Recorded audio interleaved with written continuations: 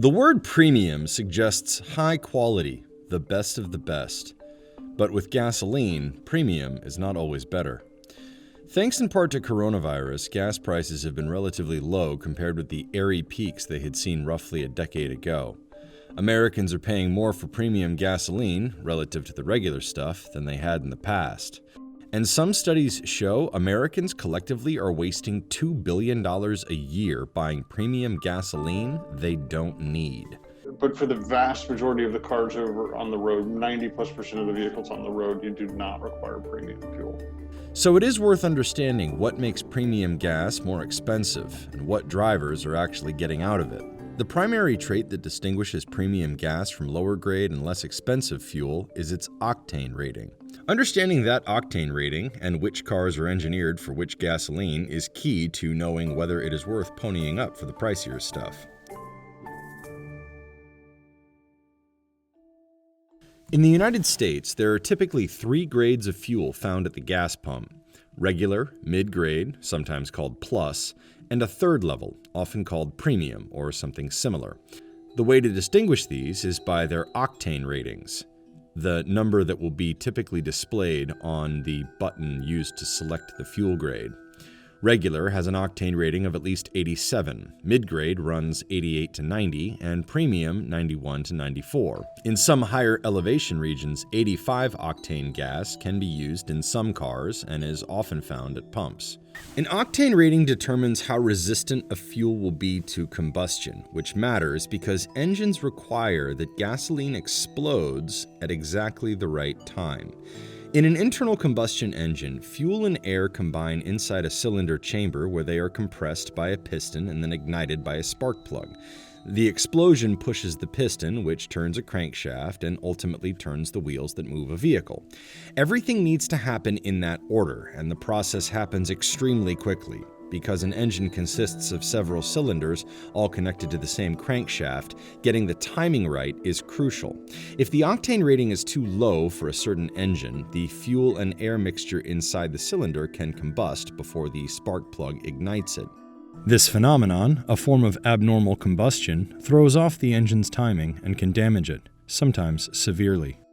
This mistimed explosion can also create a knocking or pinging sound in the engine, which is why the phenomenon is often called engine knock.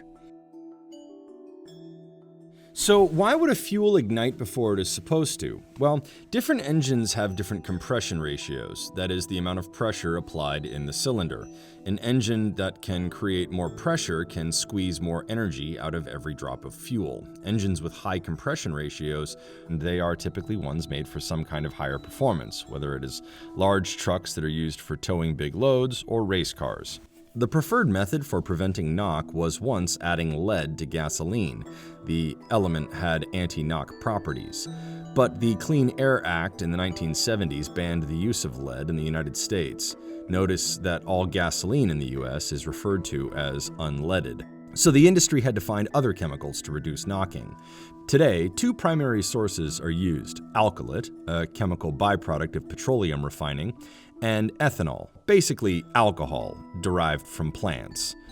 Cars with very high performance engines require very high octane fuel, and some fueling stations, usually near racetracks, can have dedicated pumps with octane fuel that is rated at 100 or above.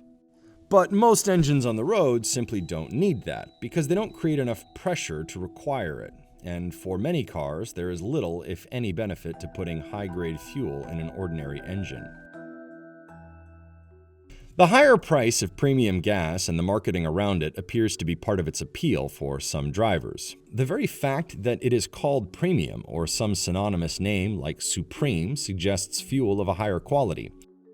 The labeling is certainly something to consider. You put premium on something and people will assume that it is a premium product, right? And the vehicle is our second largest asset that we And I think there are a lot of people that believe that they want to take care of that asset by doing the best thing possible for it. But you're literally putting that money out the tailpipe when you make that decision. There also appears to be a common perception that premium gasoline somehow contains extra ingredients that help clean engines or make them run more smoothly.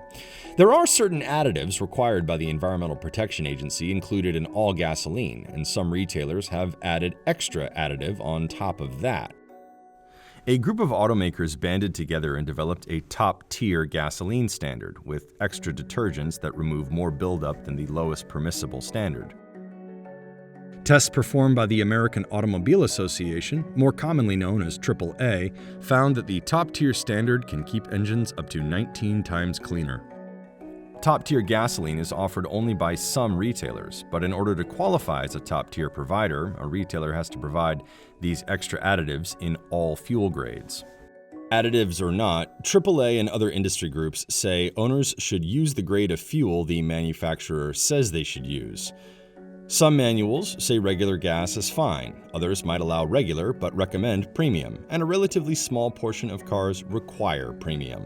If a vehicle manual says regular gasoline is fine, then adding premium is not going to make much of a difference. I think the biggest myth is that premium is somehow much better, or you can get some sort of performance increase from premium, but this really goes back to what your car manufacturer intended your car to be used for. That is, unless you drive a vehicle that requires higher octane fuel and can be damaged if you try to substitute something lower. This is where things become a bit nuanced. Over the last decade or so, automakers have increasingly relied on a long available technology called forced induction to make engines run more powerfully or efficiently. Two very common forms of forced induction systems are turbochargers and superchargers. Essentially, these systems compress and force air into the engine. Since an engine works by igniting a mixture of air and fuel, forcing more air into a cylinder along with an increase in fuel allows each engine cylinder to get more power than it otherwise would if it were naturally aspirated. That is, if the engine simply sucked in air from the atmosphere. Turbochargers have become a popular choice for automakers looking to squeeze more power out of a smaller engine, often improving miles per gallon and meeting increasingly stringent fuel economy regulations. In 2008, just 10% of cars came standard with turbocharged engines, according to Edmunds. By 2018, that number had climbed to 45%. The rub is that forced induction creates greater pressure in the engine, and thus may either require or benefit from higher octane, i.e. more expensive, fuel. That said, even driving a turbocharged vehicle does not guarantee you need high octane fuel, and a naturally aspirated high-performance vehicle may require it.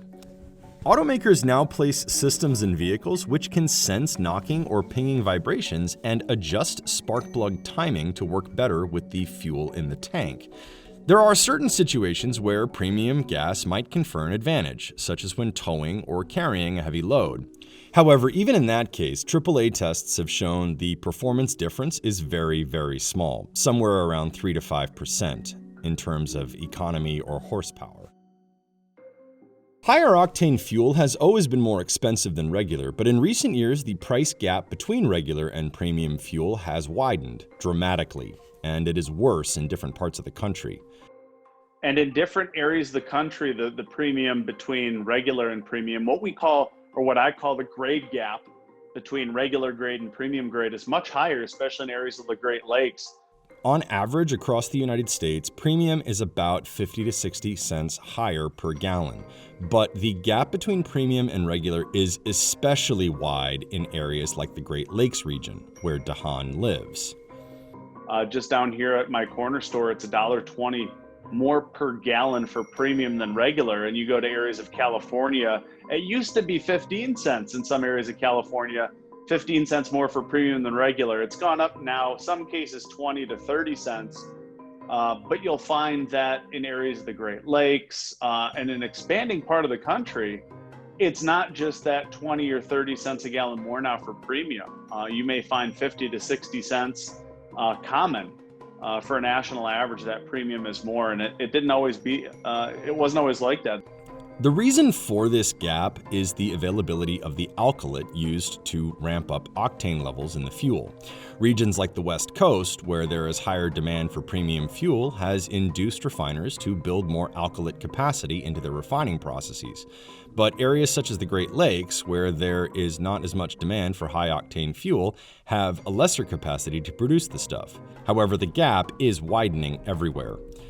AAA's tracking has found that the price gap between premium and regular tends to widen when overall fuel prices drop, and narrow when fuel prices climb. So what's probably happening is that as prices come down for gasoline, retailers have found other ways to make additional margin by increasing the price to premium. And it sort of makes sense as someone pulls up to the pump, you find $2 a gallon gasoline, and you think, well, maybe I'll just give my car a treat and treat it to premium. It's only 50 or 60 cents more, and it's so cheap anyhow, why not do it? But our research has shown time and time again that Americans are wasting over $2 billion a year doing that.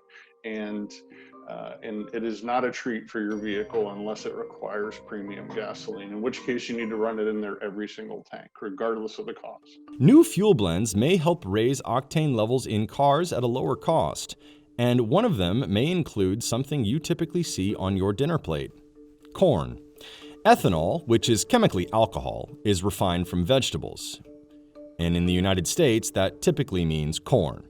Ethanol has the benefit of being a very high-octane substance. There are actually many cars on the road that can run on fuels that are up to 85% ethanol, typically referred to as flex fuel vehicles. They first garnered attention as a solution to reducing greenhouse gases. Flex fuel vehicles get comparable power and acceleration to gasoline-only vehicles, though they tend to get fewer miles per gallon. Data suggest E85 emits lower concentrations of some greenhouse gases, but higher concentrations of other toxins. Part of what makes ethanol gas a carbon-reducing solution is the fact that it is made from crops, which act as a sink for the carbon dioxide released into the atmosphere by the burning of fuels.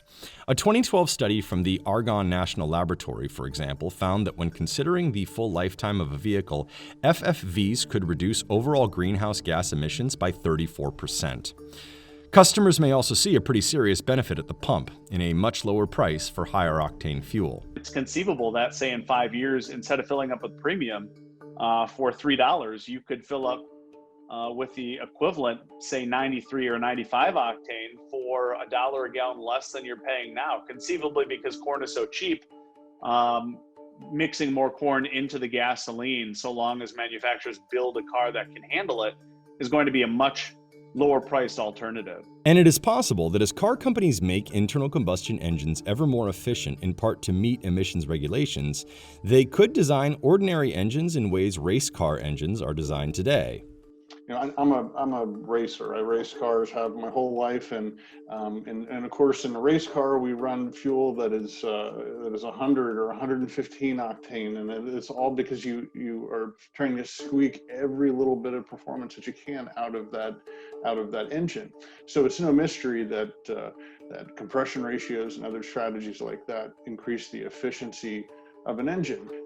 Before we maybe make the switch to electric or fuel cell or something in the future, that they're going to push every boundary and pull every lever possible to get the maximum efficiency out of that. And that could mean that in the future, either via ethanol or some other means, we see some very, very high octane rating fuel at the pump available for consumers for vehicles that require it. One of the biggest stories in the automotive world over the last 2 decades has been the slow but determined shift toward electric cars. And for many drivers, trips to the gas station are already a thing of the past. But electric vehicles in 2020 still make up less than 2% of sales, and many in the industry say the bridge to a fully electric fleet could take a long, long time. So in the meantime, the millions of drivers that pack roads across the country will have to keep filling up.